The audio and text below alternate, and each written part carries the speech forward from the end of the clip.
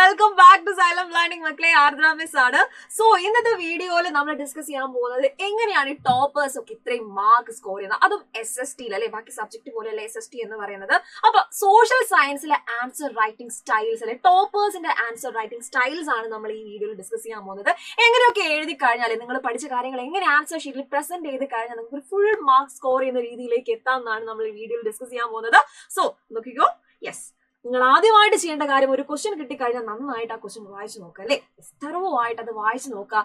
And ആ ക്വസ്റ്റ്യനിൽ എന്താണ് ആൻസർ ചെയ്യേണ്ടത്, ഓക്കെ, എന്താണ് ആൻസർ ചെയ്യേണ്ടത് നമുക്ക് ക്വസ്റ്റ്യൻ വായിച്ചാൽ തന്നെ നന്നായിട്ട് മനസ്സിലാവും. ചില ക്വസ്റ്റ്യൻസ് എന്ന് പറയുന്നത് ട്രിക്കി ആയിട്ടുള്ള ട്വിസ്റ്റ് ചെയ്തിട്ട് അല്ലെ ക്വസ്റ്റ്യൻസ് ഉണ്ടാവാം, അല്ലെങ്കിൽ ചില ക്വസ്റ്റ്യൻസ് എന്ന് പറയുന്നത് ഡയറക്റ്റ് ക്വസ്റ്റ്യൻസ് ആയിരിക്കാം.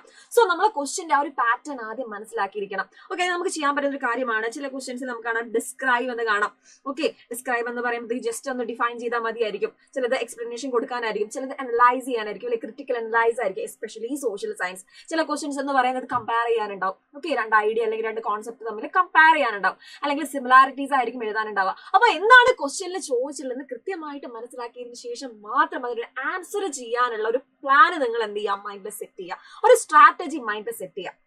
പിന്നീട് നിങ്ങൾക്ക് ചെയ്യാൻ പറ്റുന്ന ഒരു കാര്യമാണ്, ചെയ്യേണ്ട ഒരു കാര്യമാണ്, ഈ പ്ലാൻ ചെയ്ത് വെച്ച സാധനം അല്ലെ, നിങ്ങൾ മൈൻഡിൽ ആൻസർ എന്ത് ചെയ്തു, സെറ്റ് ആക്കി വെച്ചു, നിന്ന് കാര്യങ്ങൾ എഴുതാൻ സെറ്റ് ആക്കി വെച്ചു. ഇതിന് നമ്മൾ അടിപൊളിയായിട്ട് ആൻസർ ഷീറ്റിൽ പ്രസന്റ് ചെയ്യണം. അപ്പൊ ടോപ്പേഴ്സ് ഒക്കെ എങ്ങനെയാണ് ഇതിന് ആൻസർ ഷീറ്റിൽ അടിപൊളിയായിട്ട് പ്രസന്റ് ചെയ്യുന്നത് നോക്കോ. യെസ്, ഒരു ഷോർട്ട് ആൻസർ ടൈപ്പ് ക്വസ്റ്റ്യൻ ആണെങ്കിൽ, ഓക്കെ, യെസ്, ഒരു ഷോർട്ട് ആൻസർ ടൈപ്പ് ക്വസ്റ്റ്യൻ ആണെങ്കിൽ, അതായത് 1 മാർക്കിന് MCQ നമുക്കൊന്നും ചെയ്യാനില്ല, ഒരു അല്ലെ ഓപ്ഷൻസിൽ MCQ ആണ്. യെസ്, ഓപ്ഷൻസിൽ ഏതാണ് ആൻസർ കൃത്യമായിട്ട് നമുക്ക് എടുത്തെഴുതിയാൽ മതി. ബട്ട് ഒരു 2 മാർക്കിന്റെ ഒക്കെ ഒരു very short answer type question ഒക്കെ വന്നു കഴിഞ്ഞാൽ നമുക്ക് എഴുതാൻ പറ്റുന്ന കാര്യമാണ്, കൃത്യമായിട്ട് ആ ഒരു ക്വസ്റ്റ്യനിൽ 2 പോയിന്റിൽ അല്ലെ, 2 സെന്റൻസിൽ അല്ലെങ്കിൽ 2 പോയിന്റ്സിൽ നമുക്ക് എന്ത് ചെയ്യാം, ഒരു ആൻസർ അല്ലെ എഴുതാം. ഓക്കെ, ഫോർ എക്സാമ്പിൾ എന്താണ്, ഫ്രഞ്ച് റെവല്യൂഷനെ ഡിഫൈൻ ചെയ്യാനായിരിക്കാം അല്ലെ, ഫ്രഞ്ച് റെവല്യൂഷനെ ഡിഫൈൻ ചെയ്യാൻ ചോദിച്ചുള്ള ഒരു ക്വസ്റ്റ്യൻ ആണെങ്കിൽ നമ്മൾ എന്ത് ചെയ്യണം, ആ ഒരു 2 പോയിന്റ്സിൽ എന്ത് ചെയ്യണം, കൃത്യമായിട്ട് കോർ ആയിട്ടുള്ള അല്ലെ ആൻസറിൽ എന്താണോ വേണ്ടത്, എന്താണോ ക്വസ്റ്റ്യനിൽ ചോദിച്ചിട്ടുള്ളത്, ആ ഒരു 2 കാര്യങ്ങൾ അല്ലെ 2 പോയിന്റ്സ് ആക്കിയിട്ട്, അല്ലെങ്കിൽ 2 3 കൂടിപ്പോയാലും മാക്സിമം ഒരു 3 സെന്റൻസ് അല്ലെങ്കിൽ 3 പോയിന്റ്സ് ആയിട്ട് എന്ത് ചെയ്യാം, നമുക്ക് എഴുതാം. ഇനി അടുത്തത് ലോങ് ക്വസ്റ്റ്യൻസ്. ഒരു ലോങ് ആൻസർ ടൈപ്പ് ക്വസ്റ്റ്യൻ ആണെങ്കിൽ, ഒരു എസ്സേ ടൈപ്പ് പോലെയുള്ള ഒരു ക്വസ്റ്റ്യൻ ആണെങ്കിൽ അല്ലെ 3 to 5 മാർക്കിന് നമുക്ക് ചോദിക്കാം. 3 മാർക്സിന്റെ ക്വസ്റ്റ്യൻസ് ഉണ്ടാവാറുണ്ട്, 5 മാർക്സിന്റെ ക്വസ്റ്റ്യൻസ് ഉണ്ടാവാറുണ്ട്. സോ 3 മാർക്സ് ആണെങ്കിലും 5 മാർക്സ് ആണെങ്കിലും നമുക്ക് എഴുതാൻ പറ്റുന്ന പാരഗ്രാഫിലൊക്കെ എഴുതാമെന്ന് പറയുന്നുണ്ട്. ബട്ട് പോയിന്റ്സ് ആണ് നിങ്ങൾ കുറച്ചുകൂടെ എഴുതുന്നത് നല്ലതായിരിക്കും. കാരണം അത് കാണുമ്പോഴത്തേക്ക് അല്ലെ ഇവാലുവേറ്റ് ചെയ്യുന്ന ഒരാൾക്ക്, ഒരു ടീച്ചർ എന്ത് ചെയ്യാം അല്ലെ, ഇവാലുവേറ്റ് ചെയ്യുന്ന സമയത്ത് കുറച്ചുകൂടി വൃത്തി ഉണ്ടാവും അല്ലെ, എഴുതുന്ന കാര്യങ്ങൾ വൃത്തിയിൽ ക്ലിയർ ആയിട്ട് നീറ്റ് ആയിട്ട് അവിടെ കാണാം, പോയിന്റ്സ് ആയിട്ട് കാണുമ്പോഴത്തേക്ക്. ഈ പോയിന്റ്സ് എന്ന് പറയുന്നത് ഓരോ പോയിന്റ്സും കൃത്യമായിട്ട് എന്ത് ചെയ്തിട്ടുണ്ടാവണം, ആ ആൻസർ ഇലാബറേറ്റ് ചെയ്ത് ഓരോ പോയിന്റ്സ് ആയിട്ട് എഴുതിയിട്ടുണ്ടാവണം. ഒരു ലോങ് ആൻസർ ടൈപ്പ് ക്വസ്റ്റ്യൻ ആണെങ്കിൽ ഫസ്റ്റ് പോയിന്റ് എന്ന് പറയുന്നത് ഒരു ഇൻട്രൊഡക്ഷൻ പോലെ ആയിരിക്കും. ഓക്കെ, സെക്കൻഡ് പോയിന്റ് എന്ന് പറയുന്നത്, സെക്കൻഡ് പോയിന്റ് ആയിട്ട് നിങ്ങൾ എഴുതാൻ പോകുന്നത് അതിന്റെ ബോഡി ആയിരിക്കും, മെയിൻ കോണ്ടന്റ് ആയിരിക്കും. Okay, last point, third point എന്ന് പറയുന്നത് കോണ്ടന്റ് ആയിരിക്കും. അതൊരു 3 പോയിന്റ്സ് ആക്കി എഴുതണം എന്നല്ല ഞാൻ പറയുന്നത്, ഒരു 5 പോയിന്റ്സോളം ആക്കി 3 to 5 പോയിന്റ്സോളം നിങ്ങൾക്ക് എന്ത് ചെയ്യാം, ഒരു ലോങ് ആൻസർ ടൈപ്പ് ക്വസ്റ്റ്യൻ എഴുതാം. Okay, yes, for example explain the features of democracy. ഡെമോക്രസിയുടെ ഫീച്ചേഴ്സ് എക്സ്പ്ലെയിൻ ചെയ്യാൻ പറഞ്ഞു കഴിഞ്ഞാൽ അല്ലെ നിങ്ങൾ ആദ്യം എഴുതാൻ പോകുന്നത്, ആദ്യത്തിൽ എന്താണ് ഡെമോക്രസി നിങ്ങൾ എഴുതും, ഒരു ഇൻട്രൊഡക്ഷൻ പോലെ. ഓക്കെ, ഇനി അടുത്ത പോയിന്റ്സിൽ നിങ്ങൾ എന്താ എഴുതുക, ഇതിന്റെ ഫീച്ചേഴ്സ് അല്ലെ, ഡെമോക്രസിയുടെ ഫീച്ചേഴ്സ് നിങ്ങൾ അടുത്ത പോയിന്റ്സിൽ നിങ്ങൾ എന്ത് ചെയ്യും, പോയിന്റ്സ് ആയിട്ടല്ലേ അതിനെ തൊട്ട് താഴെ നിങ്ങൾ എഴുതിക്കൊണ്ടിരിക്കും. അപ്പൊ ഇങ്ങനെയാണ് ഒരു ഷോർട്ട് ആൻസർ ടൈപ്പ് ക്വസ്റ്റ്യനും ഒരു ലോങ് ആൻസർ ടൈപ്പ് ക്വസ്റ്റ്യനും ചോദിച്ചു കഴിഞ്ഞാൽ നിങ്ങൾ എന്ത് ചെയ്യേണ്ടത്, ആൻസർ ചെയ്യേണ്ടത്. ബെറ്റർ നിങ്ങൾ എന്ത് ചെയ്യുക, പോയിന്റ് വൈസ് ആയിട്ട്, ബുള്ളറ്റ്സ് ആയിട്ട് കൃത്യമായിട്ട് ആ കോണ്ടന്റ് എന്ത് ചെയ്യുക, കോർ ആയിട്ടുള്ള കാര്യങ്ങൾ എഴുതിയിരിക്കണം. Okay, yes. ഇനി അടുത്തതായിട്ട് നിങ്ങൾക്ക് ചെയ്യാൻ പറ്റുന്ന കാര്യമാണ്, ടോപ്പേഴ്സ് ചെയ്യുന്ന മെയിൻ കാര്യമാണ് മാപ്സ്. ഓക്കെ അല്ലെ, എല്ലാവരും മാപ്സ് ഒക്കെ എന്ന് പറയുമ്പോഴത്തേക്ക് മാപ്സ് ആയിക്കോട്ടെ, ഡയഗ്രാം ആയിക്കോട്ടെ, ഫ്ലോച്ച് ആയിക്കോട്ടെ, അല്ലെങ്കിൽ പിക്ചർ ബേസ്ഡ് ക്വസ്റ്റ്യൻസ് ഒക്കെ ഉണ്ടാവും. ഓക്കെ, മാപ്സ് മിക്കവാറും ലാസ്റ്റ് ആയിരിക്കും വരെ അല്ലെ. യെസ്, മാപ്സിന്റെ കാര്യം പറയുമ്പോഴത്തേക്ക് സോഷ്യൽ സയൻസിൽ നമ്മൾ കുറച്ചുകൂടെ മാപ്സിനെ ഫോക്കസ് ചെയ്യണം. ഓക്കെ, അപ്പൊ നിങ്ങൾക്ക് അത് ചെയ്യാൻ പറ്റുന്ന ഒരു കാര്യമാണ് previous year questions. Okay, PYQs. Yes,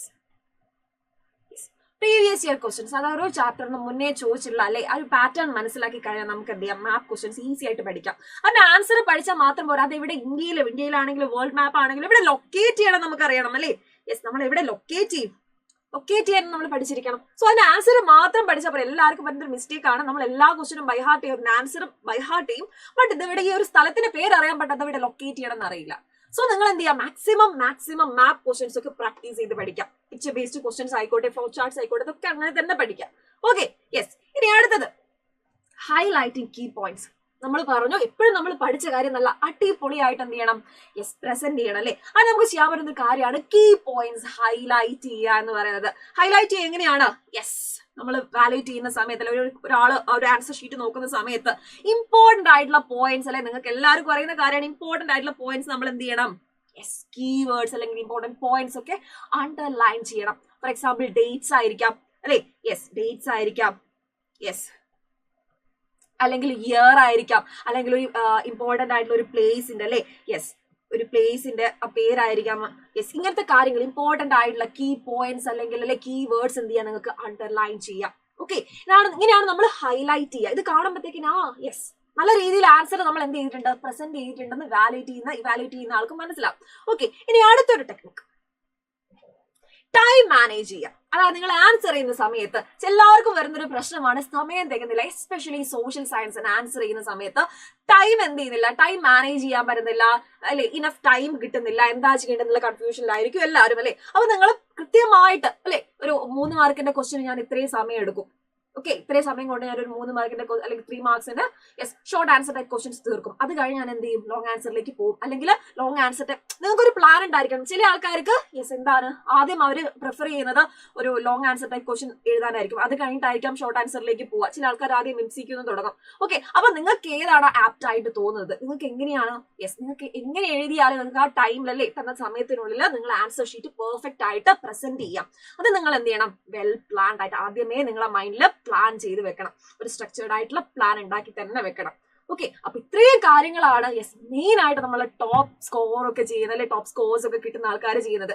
ഈ ഒരു സ്ട്രാറ്റജി നിങ്ങൾ ഫോളോ ചെയ്ത് നിങ്ങൾക്ക് ഉറപ്പായിട്ടും 100% ഷുവർ ആണ് നിങ്ങൾ നന്നായിട്ട് പഠിച്ച് ഈ ഒരു വേയിൽ നിങ്ങൾ ആൻസർ അല്ലെ, ഒരു ആൻസർ റൈറ്റ് ചെയ്ത് കഴിഞ്ഞാൽ നിങ്ങൾ ആൻസർ ഷീറ്റ് കണ്ടു കഴിഞ്ഞാൽ ഫുൾ മാർക്ക് നിങ്ങൾക്ക് തരാൻ തന്നെ ടീച്ചേഴ്സിന് തോന്നും. സോ അപ്പൊ മക്കളെ ഇതെല്ലാവരും ഫോളോ ചെയ്ത് നന്നായിട്ട് നിങ്ങൾ എന്ത് ചെയ്യുക, പ്രാക്ടീസ് ചെയ്യുക, മാക്സിമം പ്രാക്ടീസ് ചെയ്യുക. നിങ്ങൾ ആൻസേഴ്സ് എഴുതി തന്നെ എന്ത് ചെയ്യുക, യെസ്, പ്രസന്റ് ചെയ്ത് അത് പ്രാക്ടീസ് ചെയ്ത് തന്നെ പഠിക്കാം.